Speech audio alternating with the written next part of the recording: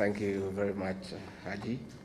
The family of Mzee wetu Mwai Kibaki, the third president of the Republic of Kenya, distinguished guests, the panelists, the professors who have talked to us, and all the people who have come here for this memorial lecture and luncheon for the greatest president of our times, the late Mzee Mwai Kibaki.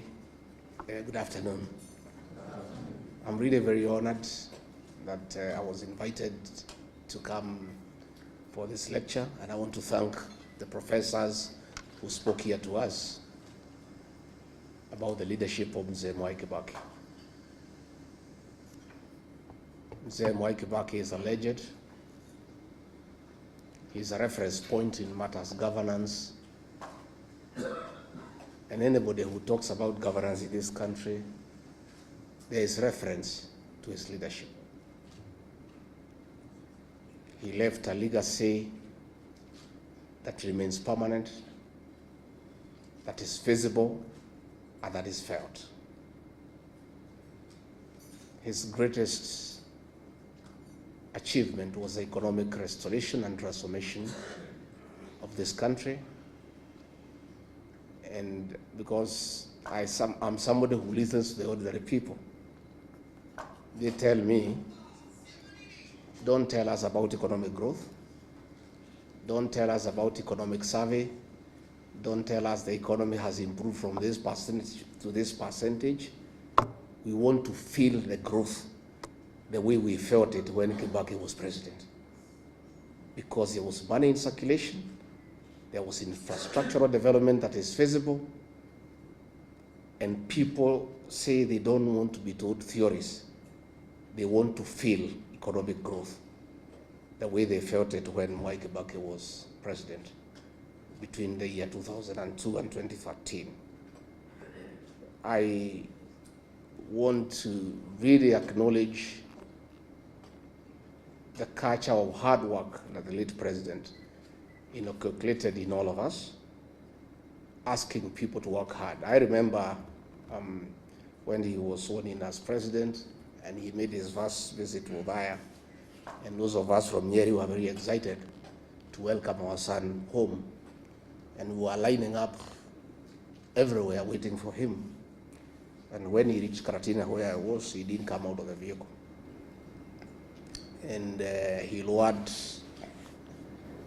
the window by a few inches, and then called a PC, akamuuliza bwana PC, nini naendelea hapa? Hii watu yote, it was around 11. Nani nachuna majani chai? Nani yuko kwa shamba ya kahawa? Hapana, tutaharibu. Tukiendelea namna hii tutaharibu. He put the window up and drove to Udaya. Nobody ever came again to meet Mwai Kibaki. Watu walienda kwa mashamba. And that is how this country was transformed. The culture of hard work. I want to say that many people today who are solid in this country, I included, we made our money during the time of Mwai Kibaki. Because government documents were respected. If you had an LPO issued to you from government, you could walk into a bank and get 50% as LPO financing. Because you do the work and you would get paid. Today, if you go to an LPO, to a bank, nobody will talk to you. He really dignified government contracts by making sure that contracts were only given when money was available and there was budgetary support. These great men pushed taxation, and we want today, as we remember him in a very fond manner, to say there's nothing wrong with the taxation, and Kenyans cannot be accused of refusing to pay taxes because Mwai Kibaki did it. Lipa kodi, ujitegemee, and people paid taxes And they didn't complain because they saw a corresponding development and services. Kenyans don't have a problem with paying taxes, but Kenyans have a big problem in paying taxes that they cannot see what the money is doing. So we want to ask our brothers now in government to know that Kenyans are not complaining about overtaxation because they don't want to pay tax. They have a problem of paying taxes that are misappropriated, that are not used appropriately. And Mwai Kibaki is a living testimony that Kenyans are willing to pay taxes, but they want to see a corresponding service and development. Mwai Kibaki respected institutions. Ambassador Muthaura is here, and Ambassador, we want to salute you. Mwai Kibaki would not have succeeded without the support of the bureaucracy that you led. But he also allowed you to work, because we know he allowed people to work. Because if you have a supporting system that supports you, it can only be effective to support you if you allow them to work. Mwai Kibaki respected institutions, and going forward, that must be the way for this country so that institutions can work. Again, we must remember him for the 2010 Constitution, and all those who say that they remember him fondly, the way to dignify his legacy is to implement the Constitution and follow it letter and spirit.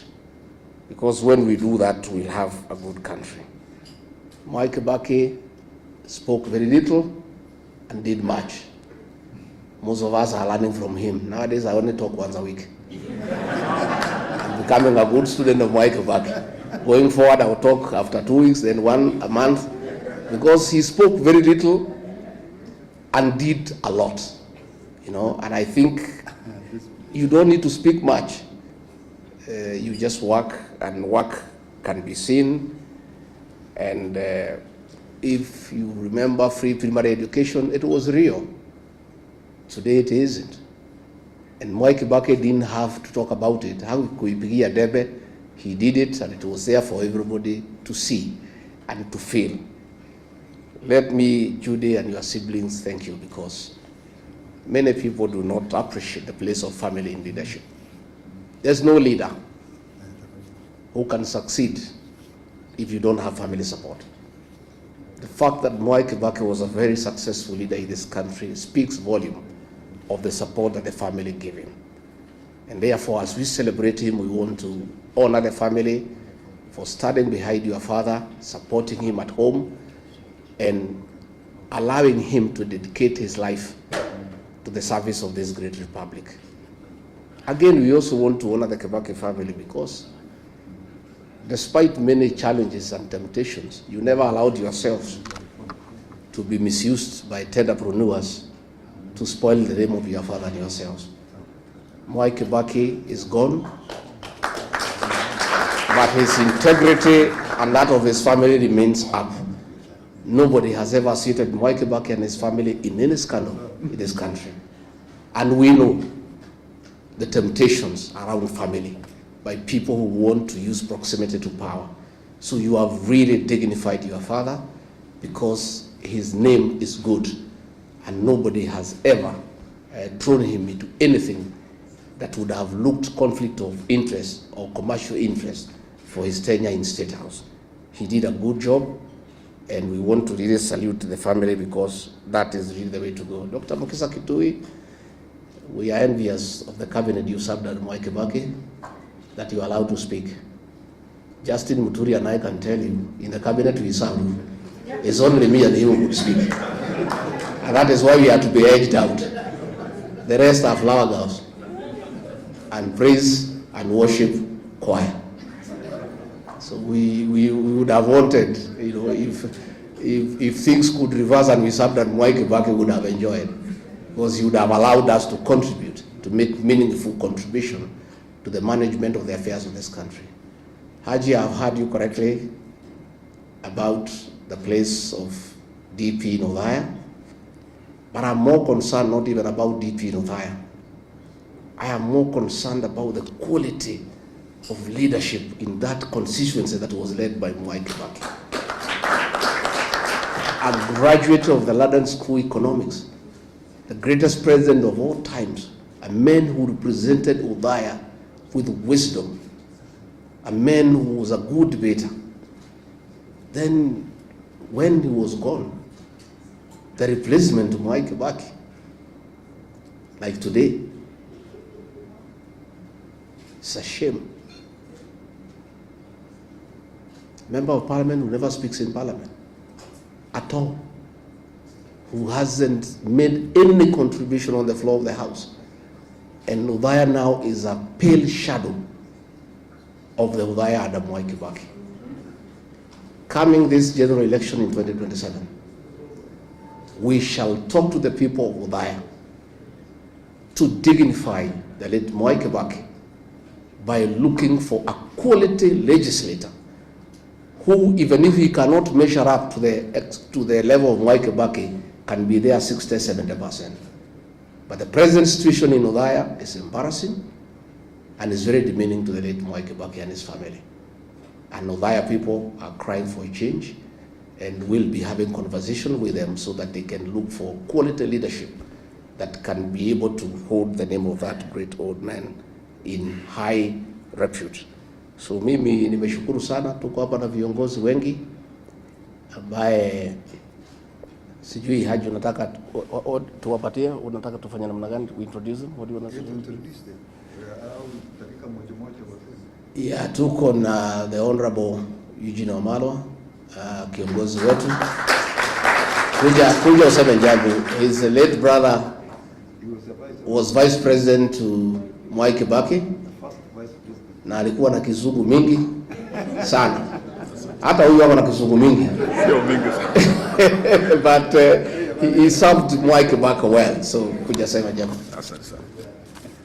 Thank you very much, Your Excellency, the Kibaki family, the DP leadership, the distinguished panel, and distinguished guests. Good afternoon. Let me start by thanking the Kibaki family and also the DP leadership for giving us the opportunity to be here today to remember a great leader.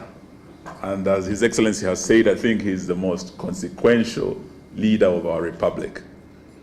And as we remember him today, we remember words of a wise man who said that sometimes we are all warmed by fires we did not light, and we drink from wells we did not dig.